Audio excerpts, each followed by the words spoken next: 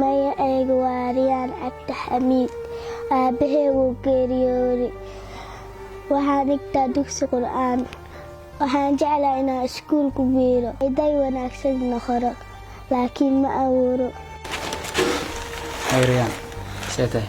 waa fiicane xaaladaada waa iskaroona waxaan ku keenay markii iskoolkii iyo iskoolkii aad ku baran lahayd ina arday wanaagsan aan naqata iskool aad barit ma jeclano hadda arday wanaagsan aan qanaawano arday baanahayo ubaxii wadankanahayo